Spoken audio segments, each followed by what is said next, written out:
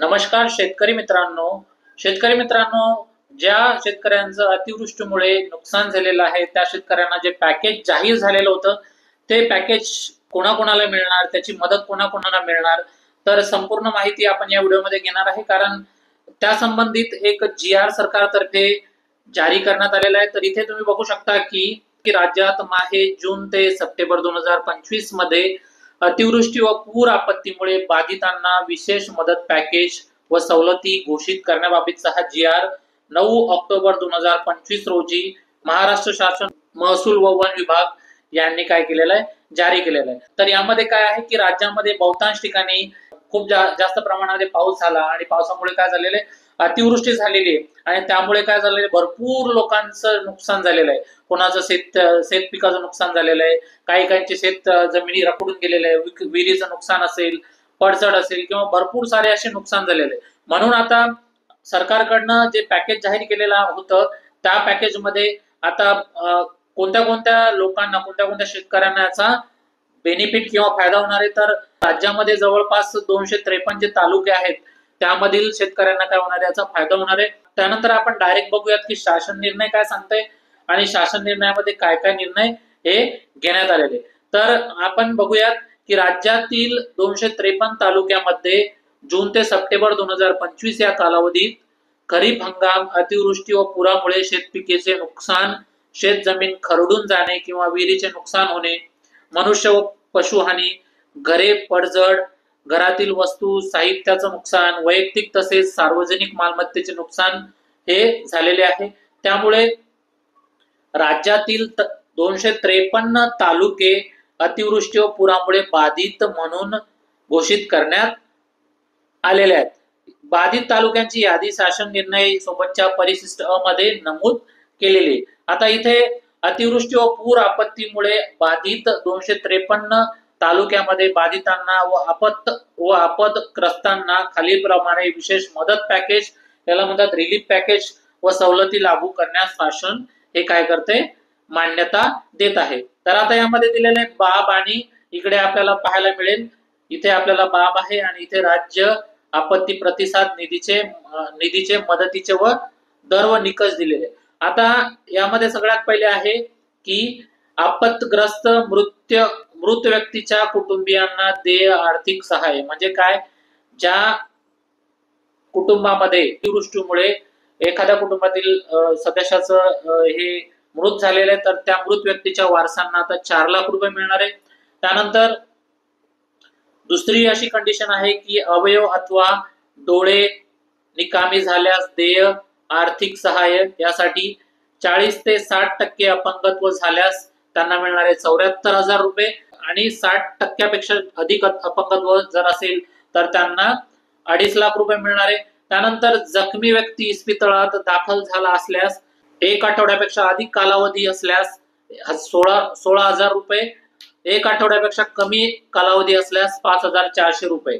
आता पुढील अट अशी आहे की पूर्णतः नष्ट झालेल्या पक्क्या व किंवा कच्च्या घरांसाठी आता यासाठी काय होणार आहे, 1,20,000 रुपये प्रति घर सपाट भागातील लोकांसाठी मिळणार आहे आणि 1,30,000 रुपये जे आहे ते डोंगराळ भागातील लोकांसाठी मिळणार आहे. त्यानंतर मित्रांनो, अंशतः पडझड झालेल्या घरांसाठी किमान 15%. तर यामध्ये काय झालेलं आहे की 6,500 रुपये प्रति घर पक्क्या घरांसाठी मिळणार आहे आणि 4,000 रुपये प्रति घर हे कच्च्या घरांसाठी मिळणार आहे. त्यानंतर मित्रांनो झोपडी, आता झोपडीसाठी 8,000 रुपये प्रति झोपडी हे मिळणार आहे. म्हणजे ज्या अतिवृष्टीमुळे ज्या शेतकऱ्यांची झोपडी वाहून गेली असेल किंवा नुकसान झालेलं असेल तर त्यासाठी 8,000 रुपये हे मिळणार आहे. त्यानंतर आहे गोठा, तर गोठा यासाठी 3,000 रुपये प्रति गोठा मिळणार आहे. त्यानंतर मृत जनावरांसाठी इथे दिलेलं आहे की दुधाळ जनावरे जर असतील तर त्यासाठी 37,500 रुपये प्रति जनावर मिळणार आहे. ओढकाम करणारी जनावरे असतील तर त्यासाठी 32,000 प्रति जनावर मिळणार आहे. लहान जनावरे जर असतील तर त्यासाठी 20,000 रुपये प्रति जनावर.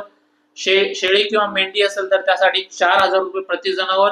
आणि कुक्कुटपालन मध्ये ज्या शेतकऱ्यांचं नुकसान झालेलं असेल, म्हणजे कोंबड्या वाहून गेल्या असतील किंवा काय कोंबड्या मरण पावल्या असतील पावसामुळे, तर त्यासाठी 100 रुपये प्रति कोंबडी ही त्यांना दिली जाणार आहे. त्यानंतर नेक्स्ट आहे शेती पिकांच्या नुकसानीसाठी, तर या इथे आहे जिरायत पिके यासाठी 8,500 प्रति हेक्टर ही मदत दिली जाणार आहे आणि 3 हेक्टरच्या मर्यादेत, म्हणजे ते असणारे 3 हेक्टरच्या मर्यादेमध्ये. त्यानंतर आहे आश्वासित सिंचनाखालील किंवा बागायत पिके यासाठी 17,000 रुपये प्रति हेक्टर मिळणार आहे आणि त्यानंतर बहुवार्षिक पिके असतील त्यासाठी 22,500 रुपये प्रति हेक्टर.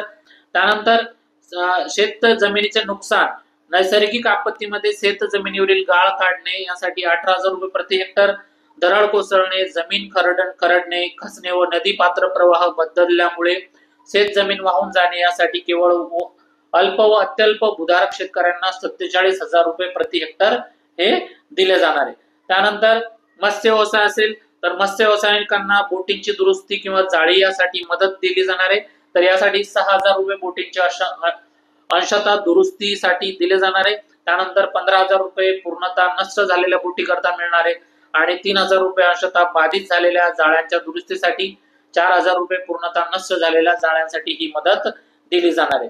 त्यानंतर सवलती काय काय मिळणार आहे यामध्ये असं आहे की जमीन महसुलात सूट, सहकारी कर्जाचे पुनर्गठन, शेतीशी निगडित कर्जाच्या वसुलीस स्थगिती 1 वर्षासाठी, त्यानंतर तिमाही वीज बिलात माफी, परीक्षा शुल्कात माफी व 10वी आणि 12वीच्या विद्यार्थ्यांची फी माफी होणार आहे.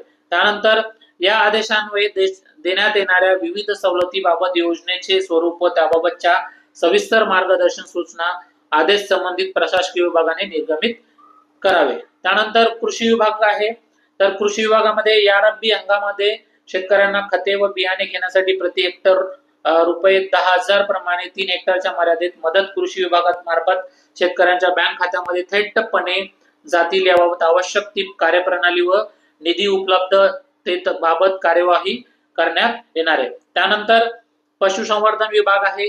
जून ते सप्टेंबर 2025 या कालावधीत मोठे पशुधन, लहान पशुधन व कुक्कुट पक्षी मृत पावलेले आहेत याबाबत शासन निर्णय 17 मार्च 2023 च्या निकष व दरानुसार मदत व पुनर्वसन विभागाकडून मदत अनुज्ञेय राहील. याबाबतची कार्यवाही जिल्हा स्तरावरून प्रचलित निकषानुसार उपलब्ध असलेले उणे प्राधिकरण सुविधेनुसार तातडीने करण्यात येणार आहे. त्यानंतर मत्स्य व्यवसाय असेल त्यासाठी सुद्धा ही एक माहिती आहे.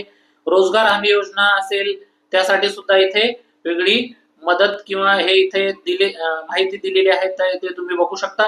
त्यानंतर रोजगार हमी योजना विभाग विहिरी, अतिवृष्टी व पुरामुळे खचलेल्या व बुजलेल्या सिंचन विहिरी दुरुस्तीच्या कामासाठी प्रत्यक्ष खर्चात किंवा प्रति विहीर कमाल रुपये 30,000 यापैकी जी रक्कम असेल ती लाभार्थ्यास अनुज्ञेय करण्यात येणार आहे.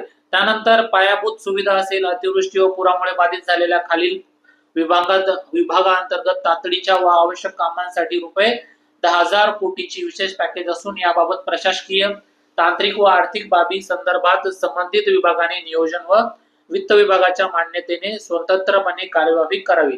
यामध्ये आहे ग्रामविकास विभाग आहे, सार्वजनिक बांधकाम, जलसंपदा, त्यानंतर ऊर्जा, तर हे सर्व गोष्टी आहेत. त्यानंतर ई-केवायसी, आता ज्या शेतकऱ्यांची ऍग्रीस्टॅक मध्ये नोंदणी होऊन ऍग्रीस्टॅक मध्ये ई-केवायसी झाली आहे अशा शेतकऱ्यांची माहिती डीबीटी प्रणालीवर भरलेल्या माहितीशी जुळत असलेल्या मदत मिळणे सुलभ व सुकर होण्यासाठी डीबीटी द्वारे मदत वितरणासाठीच्या आवश्यक ई-केवायसी प्रक्रियेपासून सूट देण्यात येत आहे.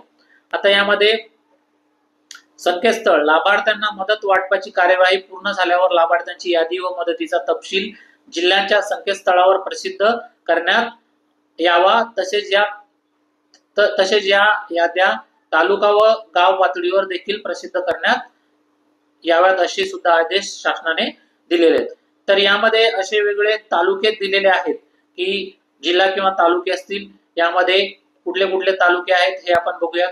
तर यवतमाळ जिल्ह्यामध्ये जवळपास 12 तालुके आहेत. त्यानंतर अमरावतीमध्ये 6 तालुके आहेत. त्यानंतर वाशिम जिल्ह्यामध्ये सुद्धा 3 तालुके आहेत. बुलढाण्यामध्ये 9 तालुके आहेत. त्यानंतर अकोल्यामध्ये 5 तालुके आहेत. त्यानंतर चंद्रपूर येथे 14 तालुके, वर्धामध्ये 7, त्यानंतर नागपूर 12, भंडारामध्ये 6, गोंदिया 7, त्यानंतर गडचिरोली 10, सोलापूर 11, त्यानंतर अहिल्यानगर 13, पुणेमध्ये 7, अशा पद्धतीचे वेगवेगळे जिल्हे आहेत. इथे तुम्ही ती यादी बघू शकता की तुमच्या तालुक्यांचं नाव यामध्ये आहे की नाही. अशा पद्धतीने काय सर्व जे अतिवृष्टीमध्ये शेतकऱ्यांचं नुकसान झालेलं आहे त्यांना ही सरकारतर्फे मदत दिली जाणार आहे किंवा सूट दिली जाणार आहे, अशा भरपूर गोष्टी यामध्ये या GR मध्ये सांगितलेल्या आहे. तर शेतकरी मित्रांनो, ही होती महत्वाची माहिती सर्व शेतकरी मित्रांसाठी. तर आता ज्या शेतकऱ्यांचं नुकसान झालेलं आहे तर त्यांना सरकारतर्फे खूप अशी सवलत दिली जाणार आहे.